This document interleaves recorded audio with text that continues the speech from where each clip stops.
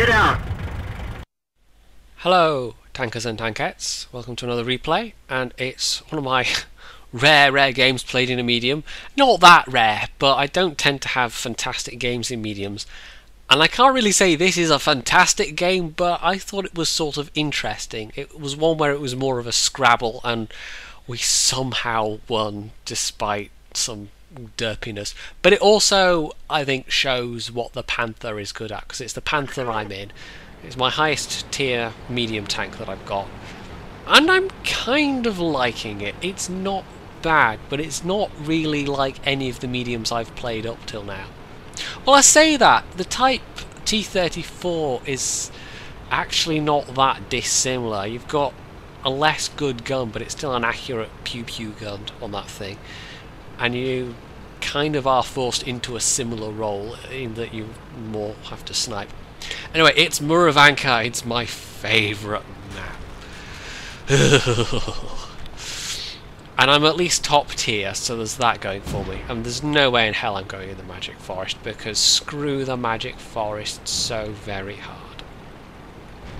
Now we're on counter mode, and this could be quite good for me, because this is a relatively... there's some buildings and stuff in the middle, but there could be some very good opportunities for me to sit and snipe stuff here. So I'm immediately going to get into a position where I should be able to snipe stuff that's spotted, or at least try and spot something myself. But yeah, you kind of have to with this tank, with this gun. Oh, ow, okay. Oh, ow, okay, back up. Definitely back up. I think I might have been spotted, you guys.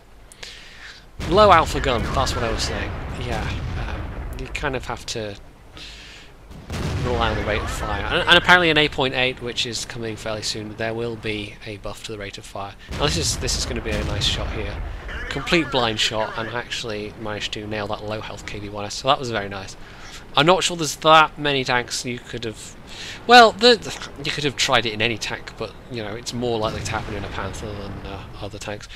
So, a sneaky little T-50, managed to track him and damage him at the same time, which is nice. Someone else nails him before I can reload, though. Did I say this thing's getting a rate of fire buff? I may have. 8.8 even.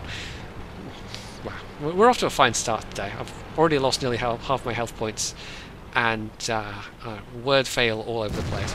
We're basically all crammed into this one corner. This is not a good situation. There's a couple of survivors in the forest, but they're dying rapidly, and we're all, yeah, crammed into this one spot. This is usually not a good position to be in.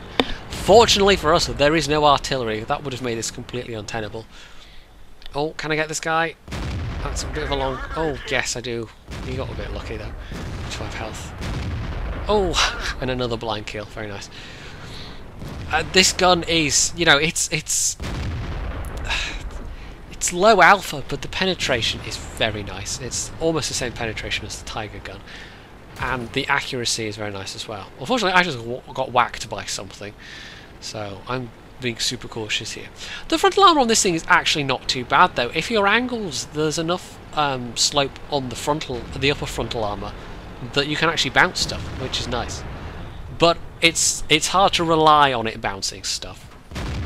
So there we go. I probably hit that Jagdpanther's gun mantlet, so that was... oh, SU! I can hurt an SU. He's got no armour and no frontal armour slope, so... around into him. That one was not very well aimed. And then another blind shot just for measure, because apparently I've been having luck with those. And considering that we're all crammed into the one corner, we're basically surrounded, they actually... the enemy team kind of do a stupid thing. I think the fact that we're capping forces them to come at us. They drive at us as soon as they can get to us, basically, or you know, as soon as they can get close. But that means we can pick them off one by one, and just everybody manages to stay alive for like just long enough. So there's a KV-1S doing a bit more damage, and yeah, I've fired. It feels like I've fired a huge number of shells. I haven't really. Only 6 of them have actually... well, it says 6 have hit on the damage counter, but of course it's more than that because there were a couple of blind shots.